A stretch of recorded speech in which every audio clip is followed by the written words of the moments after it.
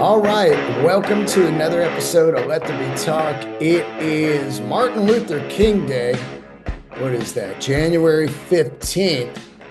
Welcome, everybody. Let's give send our love out to Martin Luther King.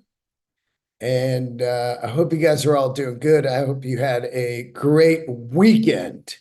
This is episode number 732 of Let There Be Talk. And today it is brought to you by Standard & Strange, my fantastic sponsor, your one-stop shop for all of your denim, leather, and boots. Located in New York City, Berkeley, and New Mexico, or online at standardandstrange.com, or check them on Instagram, Standard & Strange. Tell them I sent you, Jeremy and Neil. Do yourself a favor and head into that shop and lose your mind. All right, it is Monday. And like every Monday, I am happy that you join me here and tune in and follow Let There Be Talk. Gertie is right now over here going cuckoo with the blanket. I want to give a shout out right now to past sponsors. I realize the podcast has been going for 12 years, and there were some very key sponsors over the years that really helped the show. And I just want to give them a thank you after all these years. Just incredible. First up, way back in the day, Earthquaker Devices, Stomp Boxes, handmade out there in Ohio, land of Devo. They were one of the very first sponsors of this podcast, and I just absolutely love those people. So Earthquaker Devices, McGuire Harley Davidson, they were a big sponsor early on and just fantastic. And I love them. If you're out in the Bay Area, get your Harley at McGuire Harley Davidson. And then El Cajon came in for a solid 2-year sponsor. My man Greg Riley, just fantastic. El Cajon Harley over the years. Catatonic. Not only was he a great sponsor, but he made all those cool stickers over the years. So shout out to them. And then the one that kept me alive during COVID, CBD Lion. Remember them? Still around. Still got the great CBD. I still use the creams on my neck. CBD Lion. And there you go, man. Those are some of the fantastic sponsors of the past. And I just felt like I wanted to give them a shout out today. All those guys really helped the show over the years. Okay, let's dive into the show. It's a solo episode today, and I want to get a lot of stuff in here I want to cover. The first thing I want to cover is a huge thank you to everybody that came out to the Bon Scott tribute. Once again, it was absolutely next level. And this time, I will say this, the audience was electric. This is definitely the best audience we've had. It was sold out, and the audience was just fucking rocking. They were way into the comedy, just seated, listening, no fucking buffoons out there. Everybody was laughing. I popped Jim Florentine onto the show last minute. He happened to be in town. So that was amazing to have him with us. He did a 10-minute set. Then I came out, did 15 minutes. And then the great Bill Burr came on, did about 25 or 30. And then we cleared the stage, or not the stage, but the seats, and started up the rock concert. And the crowd was going crazy. We were doing a whole lot of Rosie, and if you are familiar with the If You Want Blood record, they do the old da-na-na-na-na-na, and the crowd was chanting, Angus, Angus, Angus. It was amazing. The Jack, we did the classic breakdown. She's got the Jack. She's got the Jack. You know? And then TNT, they were coming strong on the oi, oi, oi, oi. The audience just fucking killed. Man, thank you so much. And it was really cool to see the mix of people out there. It was hipsters. There were women at the show. Oh my God, can you imagine? And there were just pure, fierce AC/DC fans. So we had this great mixture. We had the fans out there with the lit up Angus, horns that the AC/DC hands out at the shows. That was fucking cool to see those. I'm out there singing, looking around. You just see those horns all lit up. We had just people up front headbanging and rocking and singing all the lyrics. It was the perfect crowd. Not only that, but the venue, once again, is one of the stars of this show. The Avalon Theater, I got to give them a shout out and just tons of love. And my man Fabrice that helped me set this up years ago inside the Avalon. The Avalon is just as big a star as anybody on that stage, man. They fucking kill it, that room with the incredible screens that we can put up the photos of Bon Scott, making it look like just this museum, a Bon Scott AC/DC museum. And then at the end of the night, I had the photo of my mom and myself behind us on Night Prowler. Everything worked out flawlessly. This show, if one thing goes wrong, I'm running the whole show, everything. I rent the room, the chairs, the rehearsals, the equipment, the catering, everything. If one thing goes wrong, the fucking wheels could fall off. So it was flawless. So shout out to the Avalon. And then most of all, shout out to the audience and the players that are involved. Like I said, the audience was great, but holy shit, did the players come through this year. Mike Inez from Alice in Chains on bass, Billy Rowe from Buck Cherry on rhythm guitar, Scott Ian on also rhythm guitar from Anthrax, Josh Z playing the Angus mode all night, other than when our great friend Lur from Primus comes out and smokes it. Then we got Dave Lombardo on drums. Bill Burr killing it this year on the drums. Girls Got Rhythm and What's Next to the Moon. Just killing it on Girls Got Rhythm and Next to the Moon. I'm rough on What's Next to the Moon. I've only sang it one time ever in my life, and that was when we did the Power Age record. It's a hard song to sing if you haven't sang it, not vocally, but just mentally, trying to remember how it goes and all this weird timing. It's weird timing for me, And you find my baby to the railroad track. It's just weird how it comes in. But Bill absolutely crushed it. And hats off to him. He also murdered it in the comedy world there at the beginning of the show. Then Josh Freese. Oh my God. Foo Fighters in every band ever, as the poster would say. He came on, he played Highway to Hell and Dirty Deeds. I think it was Dirty Deeds, yeah.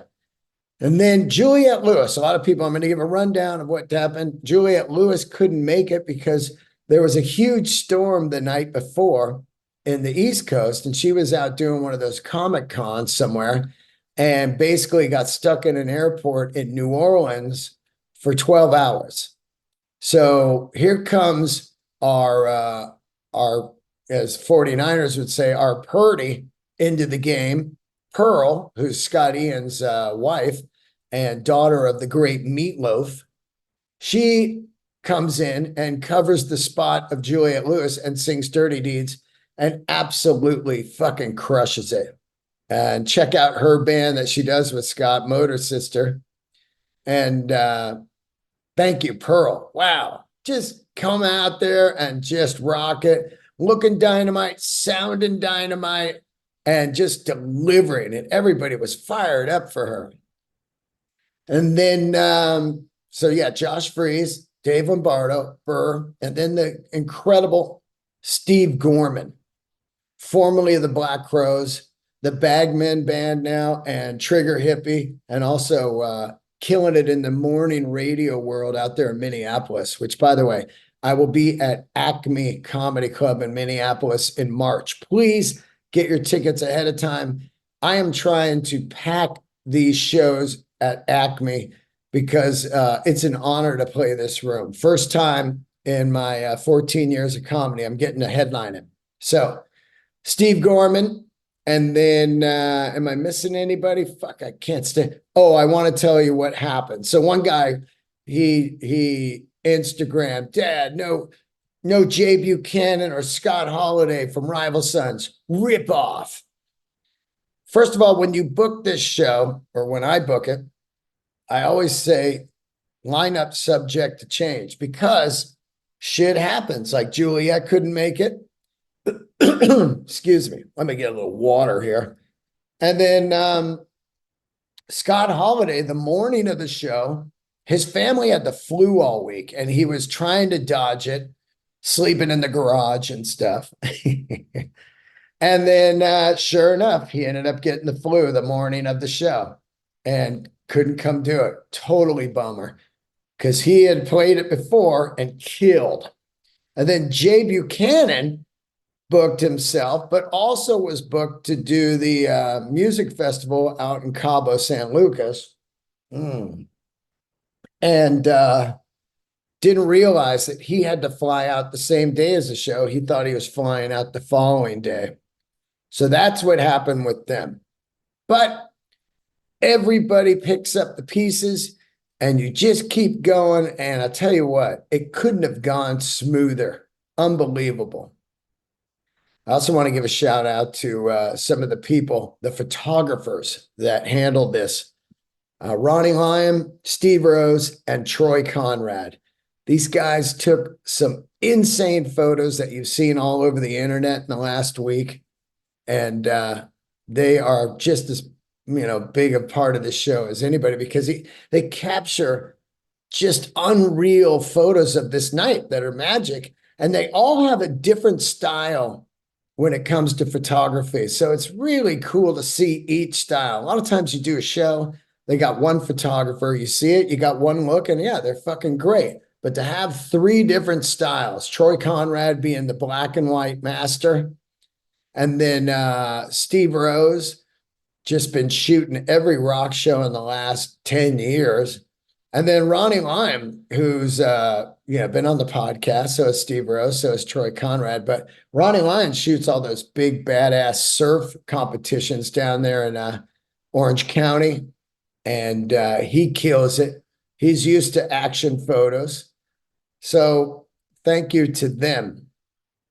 What a night, though. I'm going to read you the set list in case you don't follow me on Instagram, because a lot of people are like, what was the set list? Okay, here it is right here. We opened with Livewire.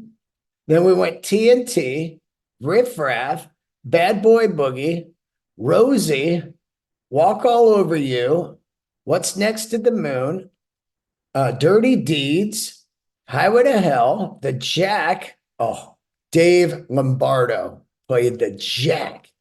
When are you going to hear the master of double bass come in and just lay down a badass groove to the Jack? Oh my God, the guy's got it all. Kicked in the Teeth again, which is personally my favorite one to sing besides Let There Be Rock, which came next. Let There Be Rock, and then Night Prowler.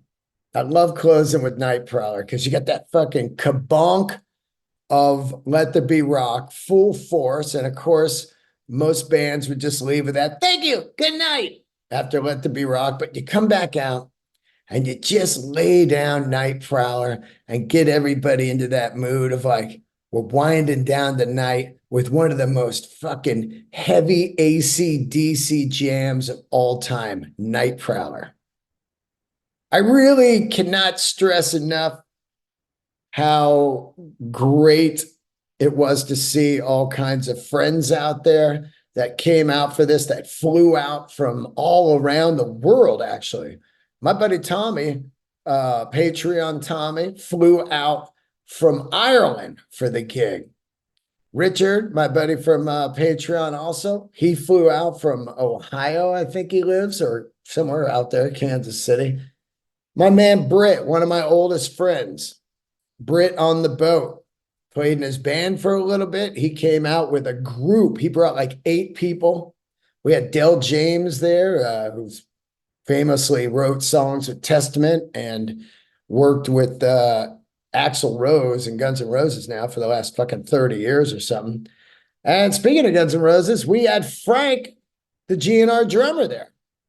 And somebody came out that has not been out in the wild that I know of in 100 years, Frank Wilsey from the great Sea Hags. Oh my God. Dying to get him on the podcast. I think it'll happen. A lot of good friends. I want to give a huge shout out to 1986 Tacos, who catered the event and just brought those killer fucking tacos to backstage, everyone back there. And Kai Aarons for the incredible poster. So I just want, Alicia was there, another Patreoner, a great friend. And just looking right here real quick, did the set list. Shout out to my mom. Yeah, that looks like it. Like I said, I mean, I could talk about this show for days because it's so magical. But thank you, everybody. Thank you for coming out, and thank you, everybody, for supporting the show. Speaking of Steve Gorman, he, of course, no longer plays in the Black Crowes. And, you know, if you're like me, you absolutely worship Steve Gorman in the Black Crowes. And I saw them, you know, above over 50, 60, 70 times. I've talked about it many times, Black Crowes being one of my favorite bands of all time. And I've recently been listening to them quite a bit again. I am not a guy who harps on the old lineup because if you don't like the lineup, then just don't go. It's that easy. I love them, and I capture their memories in my mind and relive them many times. There's been just fucking nothing but happy times seeing that band live and listening to that band and the influence that they had on me back when I played music. And now I don't sit around and talk about the lineup anymore because it's a dead horse. But you know, I love that era, and that's good. I got other bands now. I got Marcus King, I got Neil Francis. I've got all kinds of great music, all them witches. I've got fucking 50, 60 bands I listen to right now that get me high like the Black Crowes did during that era. There's no use of talking about it. And I've gone over it again. But they dropped a new song on Friday. It was Thursday night at midnight, Friday morning, from an upcoming record that's coming out March 15th, which happens to be my mom's birthday. And I'm looking forward to seeing what they put together. The last thing they did was that 70s covers record. And this is a first full length in many years. And the song that came out, let me see, what was it called here? Wanting and Waiting. The record is called Happiness Bastards. March 15th coming out. And the song is Wanting and Waiting, like I said. And I will tell you this right now, is really about 100% flavor of the By Your Side record. It sounds like the song By Your Side, but sped up. Go listen to them back to back. I did it. And which, by the way, By Your Side, after all this time, is a very underrated record. Of course, it's the first one without Mark Ford from the Southern Harmony all the way out. They were wearing those white suits. It was a new label. And John Klogner was trying to get them back into the big first album flavor. And there's some hits and misses on there, but great stuff like By Your Side, which I love, Horsehead, unbelievable, Only a Fool, and Diamond Ring's great, Virtue and Vice is great. There's a lot of good stuff on there. This single, I don't know if the whole record is going to sound like that flavor, but this single is 100% by your side. It sounds like that era. So that'll be coming out. We will see what happens. Still have never had Chris Robinson on the podcast. I'm not quite sure if he, I talked to him at Power Trip, asked him to do it, and DM'd his wife to see if we could get him on the show. Has not happened. Who knows? He may not want to do it because I'm close with Steve Gorman. You never know. I'm sure that might be something to do with it. Who knows? Maybe he has no fucking idea. I've met him probably 10 times, and we've talked every time quite a bit, extensively about music or whatever, but he has never been on. But that's fine. You know what I mean? Because I don't want to have him on and then be like, oh, hey, what about that? You know, I'd be like, nah, fuck that. So who knows? It might be better. His brother was fantastic. He's been on the podcast twice. And the first time he was on, it was real, real deep and a great, great, intricate interview about the entire history of Black Crowes. This was before he was playing with Chris again. So who knows? But at least they're making some new music and looking forward to seeing what happens with that. So that's March 15th. Giving a little shout out there. Another couple things that happened over the week while we were out there living our lives. Rage Against the Machine. Of course, everybody knows that's one of my favorite bands of all time, which, by the way, yesterday I heard, I hadn't heard in a long time, some Kings of Leon came on Sirius XM. And Kings of Leon being one of my favorite bands of the last 20 years, they were really in that incredible era where rock and roll was happening again, of the Strokes, Yeahs, Kings of Leon, that whole thing, Interpol, See Ya in the Bathroom, that whole era of New York flavor rock and roll that exploded, and Kings of Leon fucking catapulted. I had Jakir King on, who produced my record and produced that giant Sex on Fire era of Kings of Leon. I hadn't heard him in a while. And whenever that happens, I'm always like, fuck, this is so goddamn good. And it was one of those bands, we've said it before, Jakir and I were talking, they got so big that all of a sudden the hipster crowd was like, nah, fuck them. And then the soccer moms were like, we love them, but soccer moms just move on. They're the people that are like, what happened to the Wallflowers? Whatever happened to Kings of Leon? What happened to Black Crowes? They had that She Talks to Angels. I really like that when I'm sipping some wine with the ladies. That sounded like Burr there. Ladies. But, when you hear something like Kings of Leon, you fucking dive back in and you just go, holy shit, this band kills. They have so many great songs. And if you haven't seen that documentary on Kings of Leon, do yourself a favor. Anyway, what was I talking about? I got sidetracked. The Rage Against the Machine. So Brad Wilk, he did an Instagram post. Let me get this real quick so I just have it right here, because I felt for him. He is a good friend of mine.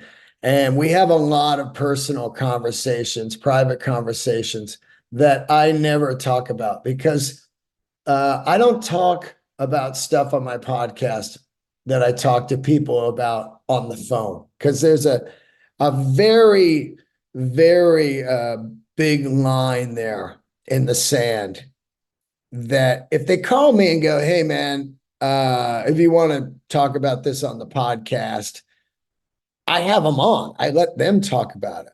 But if somebody calls me on the phone and has some personal conversations with me, I don't bring it up on the show.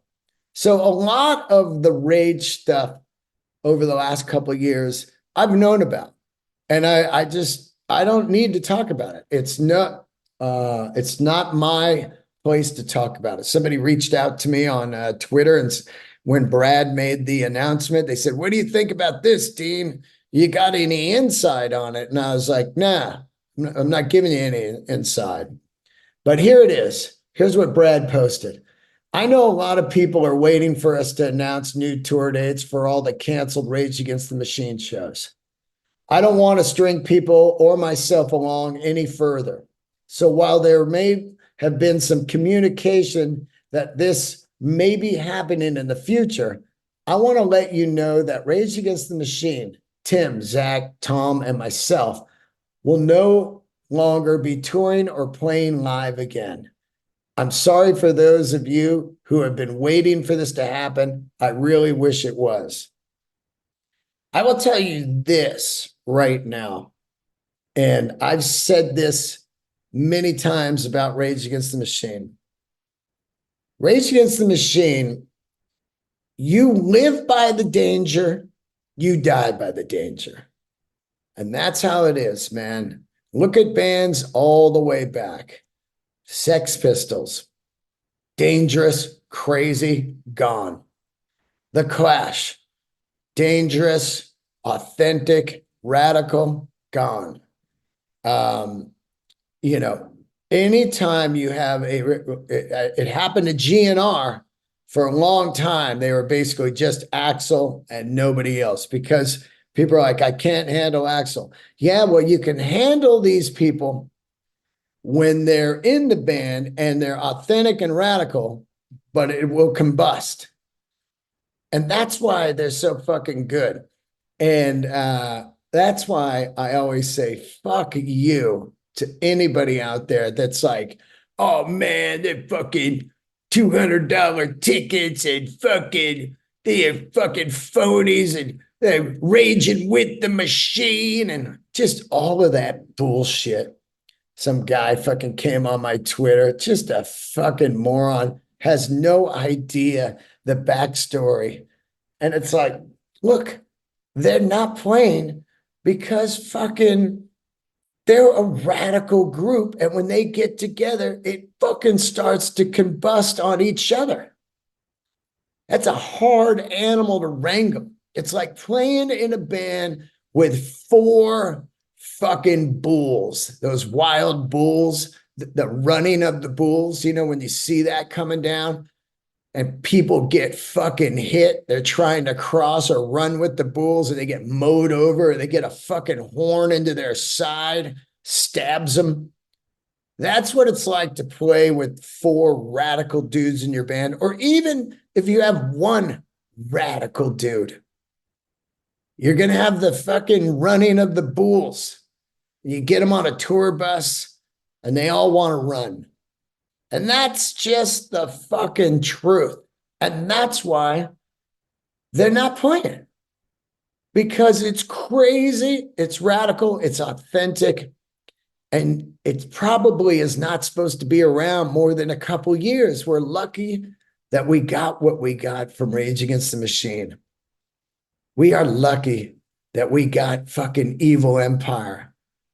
We are lucky that we got the first record, We're lucky we have records from them, live footage that we could go back and watch and just go, look at the fire in those fuckers' eyes.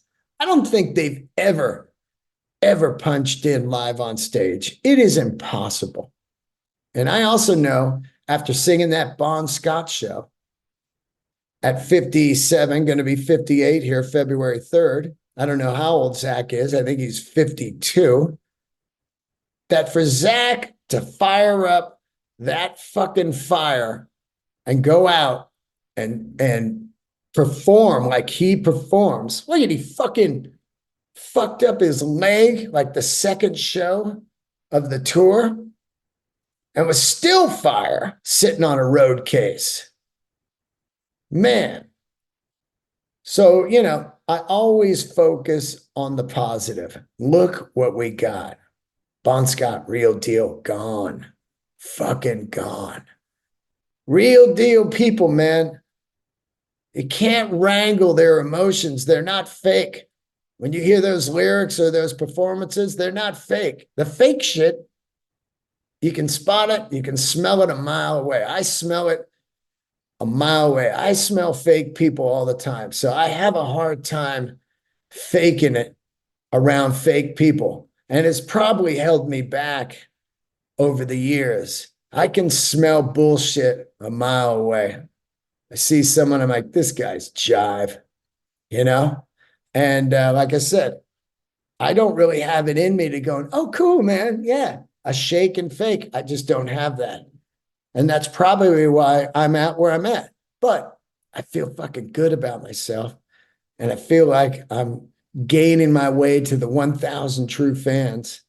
And each night I lay around going, God damn, I do comedy. I do a podcast. And I make some people happy out there. It's fucking great. And that's, Rage Against the Machine. They made a lot of us happy. We've got the music, turn it up and fucking fire it off and enjoy it. Thank you for the time. I am bummed I did not get to see that last run. But I saw the last giant show in LA years and years ago there at the LA Coliseum with the Muse and Lauryn Hill. I still got that great memory. People lighting the fucking AstroTurf on fire. The power went out. For about 5 minutes, did think, oh, we're going to have a fucking riot in here. This is going to be scary. Rick Rubin to the right of me, Ian Edwards to the left. Power went out. Fires were burning. Plastic AstroTurf smell going into my lungs, taking me out, motherfucker. Anyway, my most important thing, my most biggest concern is my friend Brad, because, they can't do Audio Slave. Chris Cornell is gone, and they can't do Rage now. And these players are fucking unreal. Brad is one of the best drummers I've ever jammed with. And he's one of the greatest humans I've ever hung out with. So shout out to Brad Wilk. I fucking love you, buddy.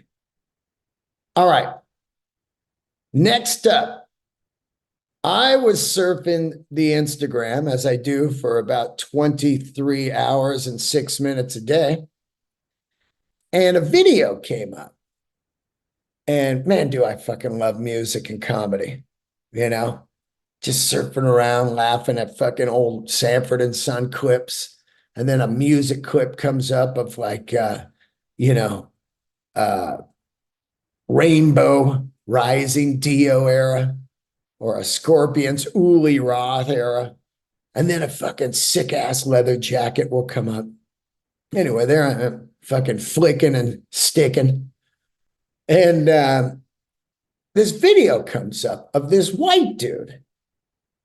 And it's a white dude next to Quincy Jones. And Quincy Jones is probably about, I don't know, 35, maybe 30. And he's really young. They're on a couch.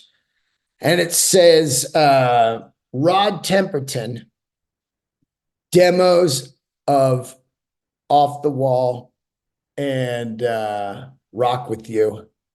And I was like, what? Now, I've said this many times, and I got in an argument just recently. I argue this all the time. I got an argument with Keith Robinson, one of the funniest fucking guys. Can't wait for his special to come out. He shot it at Sony Hall.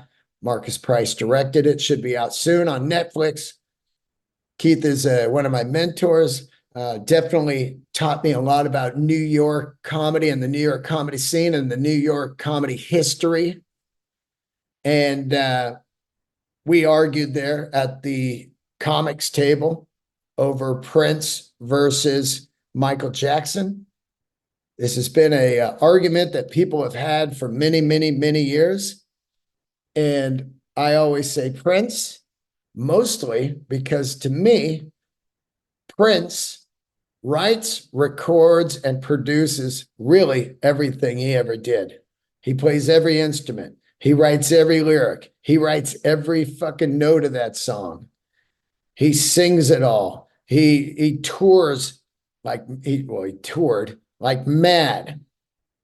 And Michael wrote some stuff, didn't play any instruments.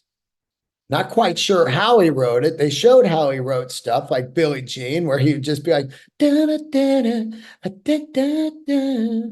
And then the guy with the instrument would be over there. Oh, you mean like this? Da, da, da, da, da. Yeah, that's about right. Da, da, da, da, Billie Jean. But my point is, I'm looking at this guy and they're playing a demo that he recorded of Rock With You. You know, that one, I'm gonna rock with you all night, off the Wall record, which is fucking fantastic. And I go, holy shit, look at this guy. Who is this guy? And then I Google it. He was one of the founding members of Heatwave, which I realize as I was listening to this, and then dove back down into the Heatwave rabbit hole. Heatwave being one of the all-time favorites of mine that I would call, and so would my man Fletch, roller skate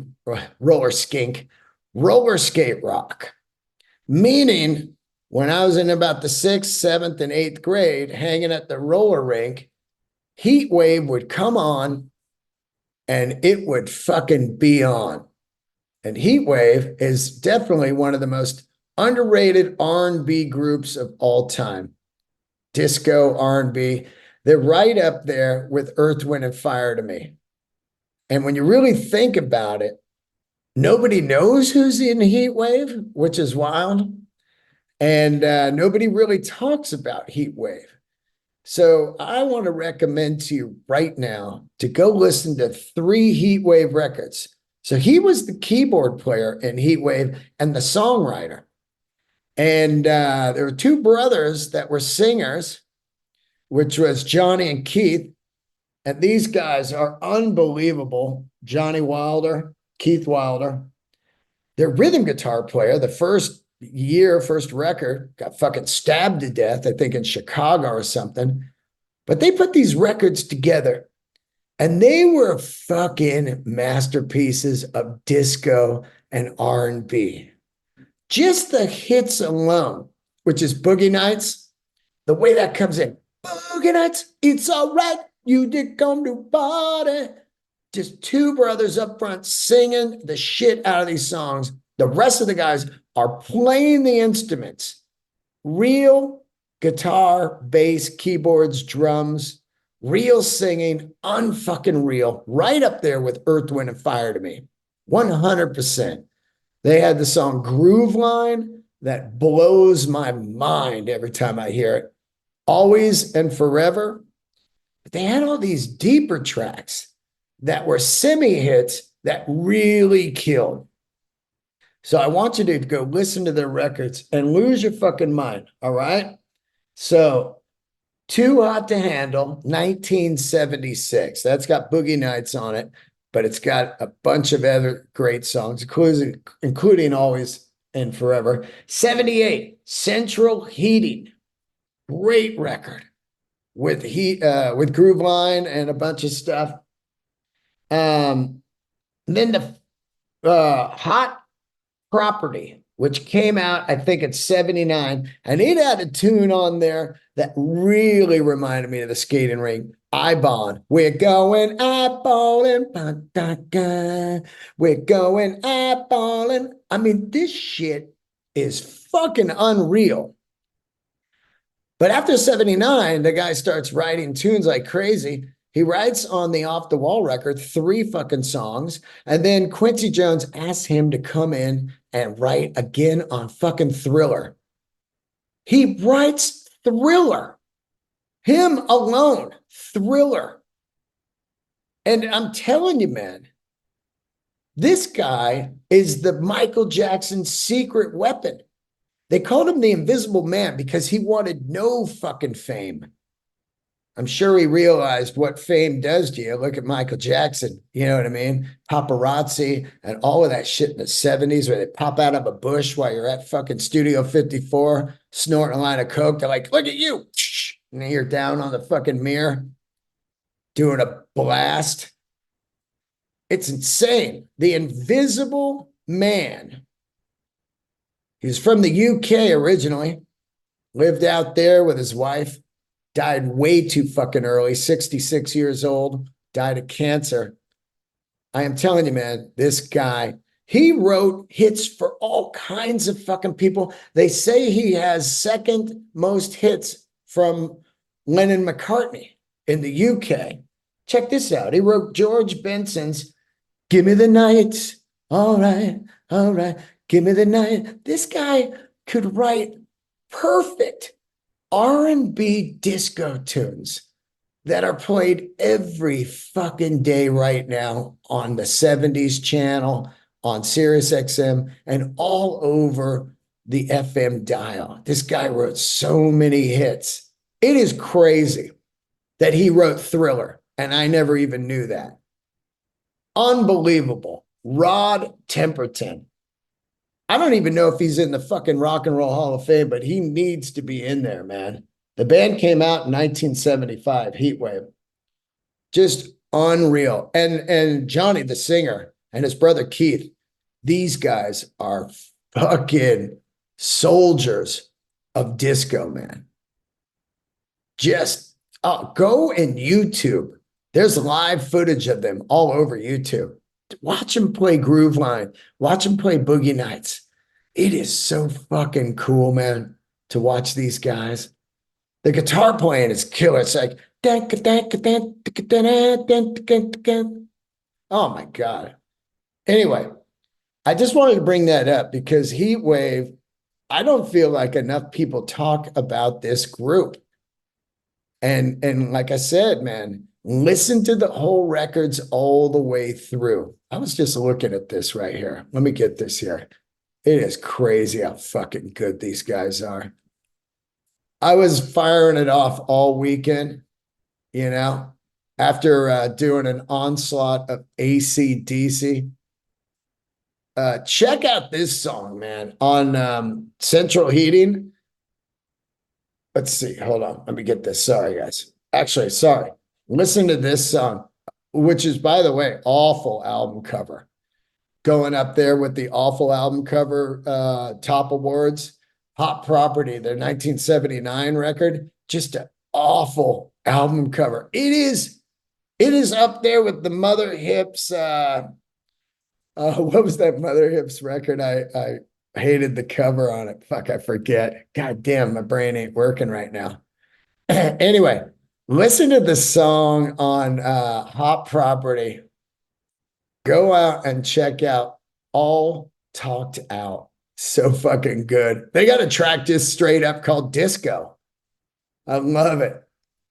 Anyway, God, what an awful cover. Central Heating, just a great, great record. Okay, I've talked about them enough, but I just can't stress it enough, man. Go dig into that shit right there. Let's see here. Sorry. Sorry, I just got a text from the Comedy Store. I'm at the store tonight, so I'm just looking at their text. Speaking of that, tour dates, brand new ones coming out. Palm Springs, February with Bill Burr, 2 nights. And then Portland, Oregon with Burr in February. Vancouver and Salt Lake City. Looking forward to those dates. Brand new Bill Burr dates. Just hit the website. And also, what was the other one?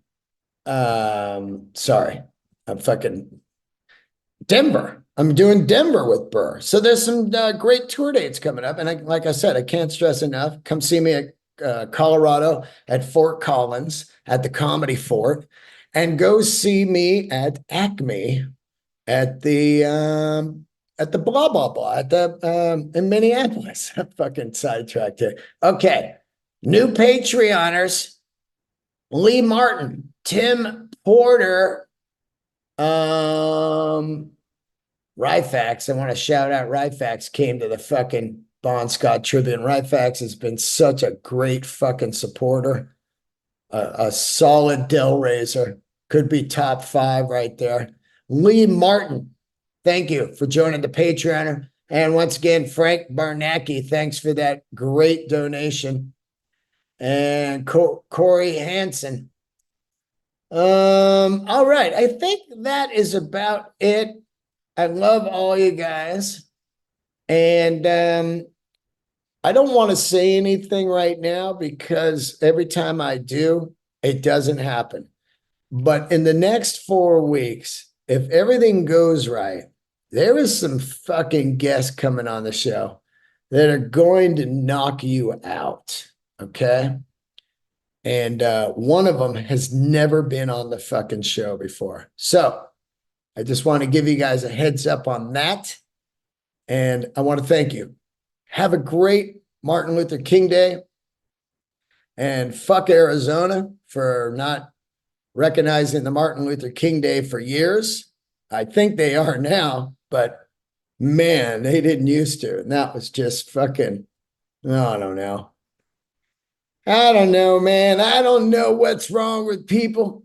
I don't. But I love you guys.